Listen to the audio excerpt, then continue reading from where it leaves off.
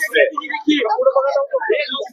महात्मा फुले असतील किंवा सावित्रीबाई असतील यांचं जे कार्य आहे त्या कार्याला विरोध करणाऱ्या शक्ती आजही त्या ठिकाणी अस्तित्वात आहेत.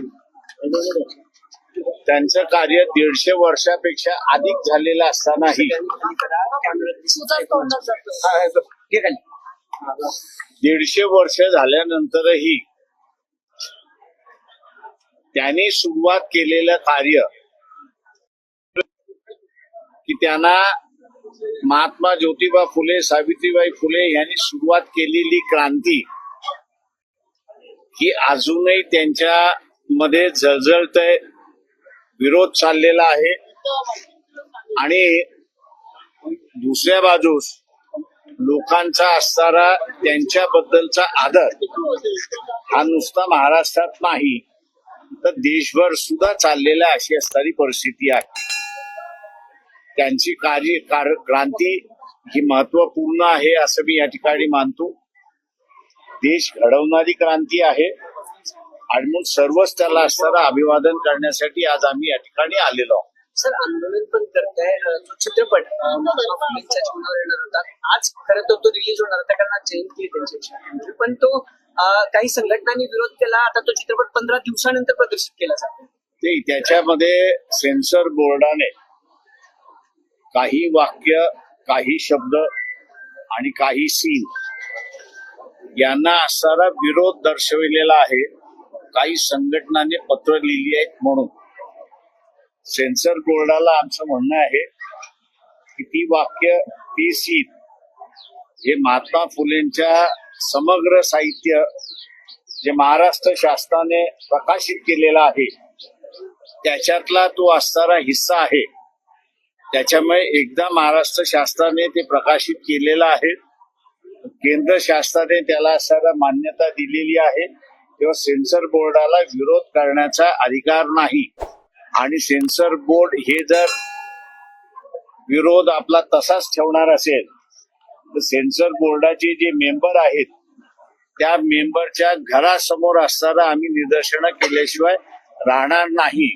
याचं कारण की त्यांची विचारसरणी चालणार नाही तर शासनाने मान्यता केलेली विचारसरणी आहे तीच या देशामध्ये राबवल्या जाईल. तर ते दृश्य कट केलेले ते अजून कट केलेले नाहीत, अजून त्याच्यावरती वाद चाललेला. स्मारकाच्या विषयी छगन भुजबळ यांनी स्वतः नाराजी व्यक्त केली. इतर मंडळांची आमदार आहे जर वेळ पडली तर महाग स्वतः उपोषणाला बसेल नाही. त्यांचं असंही म्हणणं की मुख्यमंत्री आणि दोन्ही उपमुख्यमंत्री निधीच देतात मात्र अधिकारी कुठेतरी कामाला दिलं नाही. माझं म्हणणं असं आहे की त्यांनी शासनामध्ये आहे, शासनामध्ये असल्यानंतर उपोषणापेक्षा त्यांनी निधी वापरल्या कसा जाईल, त्याचं नियोजन कशा केल्या जाईल आणि त्याच्याच बरोबर त्याचा आराखडा हा जो तयार केलेला आहे त्या अंमलबजावणीचा टाइम बाउंड प्रोग्राम हा जर त्यांनी करून घेतला शासनाकडून, आता शासन त्यांचंच आहे. अजित पवारच एकंदरीत सरकार चालवतात आहेत असं एकंदरीत त्या ठिकाणी दिसतंय. त्याच्यामुळे अजित पवारांबरोबर बसून त्यांनी असं जर टाइम टेबल ठरवला तर मला वाटतं हे स्मारक लवकरात लवकर होऊ शकतं अशी परिस्थिती आहे. गेल्या काही दिवसात जसं आपण जर बघितलं तर महापुरुषांबद्दल करणाऱ्यांची पण याच संदर्भात काही नवीन कायदा करण्याची चर्चा असते की महापुरुषांबद्दल असं त्याबद्दल एक शासनाने कायदा करावा याचं सगळेजण स्वागत करतात. सर, जरी कायदा केला ना, आता तुम्ही चित्रपटाचा पण विषय घेतला, ज्या ज्या वेळेस ऐतिहासिक चित्रपट येतात ते महापुरुषांवरती असू द्या किंवा इतर कुठल्याही त्याला विरोध हा होतोच. सेन्सर बोर्डाने घेतले. माझं म्हणणं असं आहे त्याच्यामध्ये शासनाने जी भूमिका मान्य केलेली आहे त्या मान्यतेच्या विरोधात सेन्सर बोर्ड त्या ठिकाणी जाऊ शकत नाही. आणि सेन्सर बोर्ड हे काय स्वतंत्र बोर्ड असलं तरी त्यांना असणारं गव्हर्नमेंट गाईडलाईन प्रमाणेच त्या ठिकाणी कामकाज करावं लागतं. आणि ते म्हणून म्हटलं की त्यांना असताना स्वतःच्या विचारसरणीला फिल्मवरती लादता येत नाही अशी परिस्थिती आहे.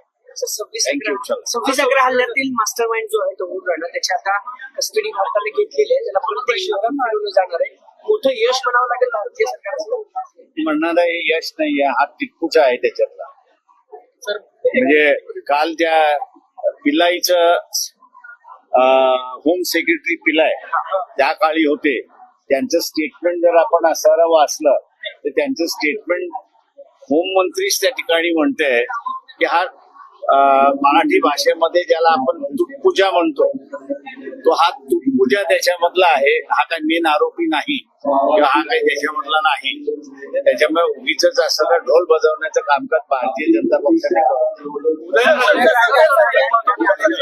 उदयनराजे काही वेळापूर्वी असं म्हणतं की शिक्षणाची जी शाळा आहे ती केवली प्रतापसिंह महाराजांनी सुरू केली, जेव्हा की इतिहास आपण सगळे जाणतो. त्याला मोठा विरोध होता. अनुकरण केलं महात्मा फुले. महात्मा फुलेंचं अनुकरण केलं. ठीक है, सेक्रेटरी पिलाई उस वक्त जो थे उनका कल बयान आया है और उन्होंने कहा कि फौज राणा जो है वो बहुत बड़ा व्यक्ति नहीं, बहुत छोटा व्यक्ति है, इसलिए इसकी बात नहीं होनी चाहिए और बहुत बड़ी उपलब्धि ऐसा उन्होंने खुद माना नहीं. तो मेरे ख्याल से होम सेक्रेटरी का बयान जो है वो सबने वैसे की वैसे स्वीकारना चाहिए.